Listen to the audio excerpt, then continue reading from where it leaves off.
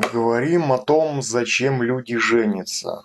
Судя по тому, как люди идут на этот шаг, женитьба– это что-то вроде социальной программы, инсталлированной в мозги. Я не говорю в данный момент о случаях, когда люди женятся по причине исключительно прагматических соображений, таких как отобрать, отсудить, поделить, перезаписать и так далее. Остальные же случаи, когда, допустим, люди думают, что после женитьбы их отношения встанут на некие рельсы, с которых они никогда не съедут, это полнейший бред.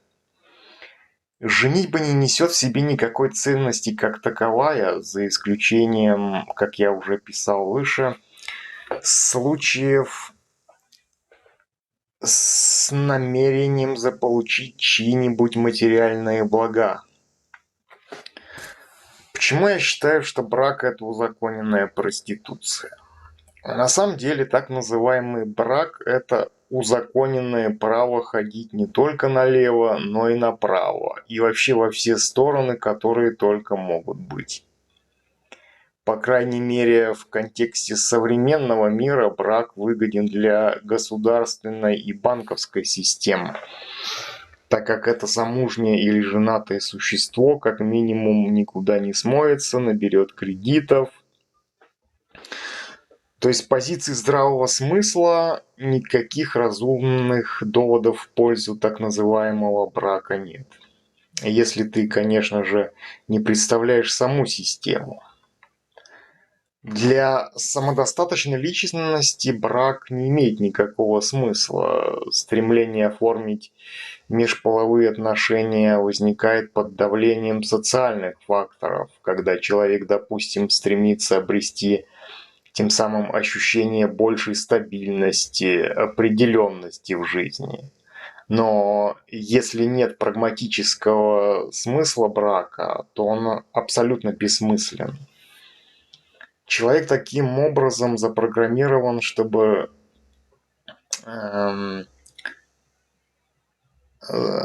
что рассматривает брак как нечто естественное. Кто-то относится к нему как к средству, которое позволяет удержать партнера от сторонников половых связей, но те, кто так думает, сами же склонны к такому поведению, поэтому и выступают как сторонники брака.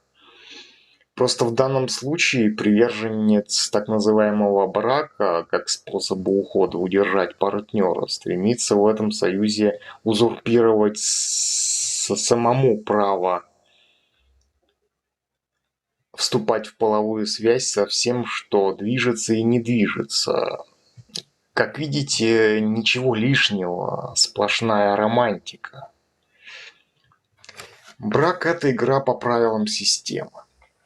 В таких отношениях у людей есть иллюзия, что они обретают некую стабильность, но на самом деле они делают в них только то, что позволяет делать система. Если человек соглашается на правила системы, то в этом случае он ведет себя только по правилам этой системы. Можно привести пример такого акта в случае, когда человек берет кредит в банке.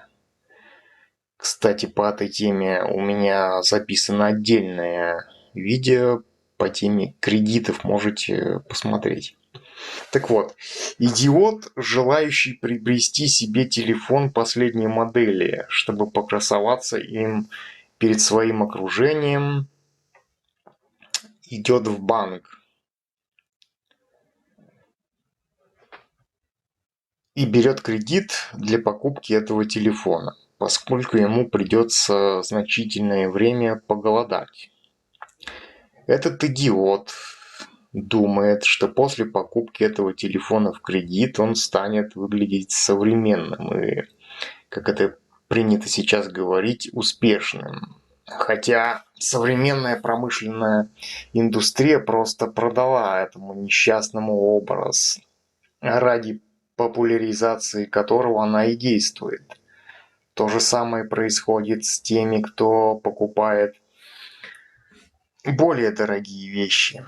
Таким людям, как правило, свойственно использовать абсурдное словосочетание «финансовая свобода».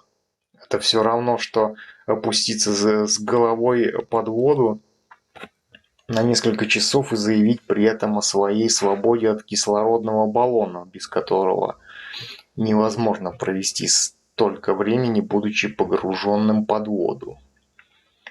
Кредиты на покупку Мерседеса или телефона ничем не отличаются, и никто из берущих такие кредиты не отличается по уровню свободы, так как они одинаково играют по правилам банковской системы. Так что дура с накачанными губами, который едет за рулем Мерседеса, и дурачок, который голодает, чтобы выплатить кредит на покупку телефона, ничем не отличаются. Просто этим людям был продан через массовую культуру очередной образ успешного человека. Теперь у него значок обгрызенного яблока на телефоне, а при особенной изворотливости еще и трехконечная звезда на решетке радиатора.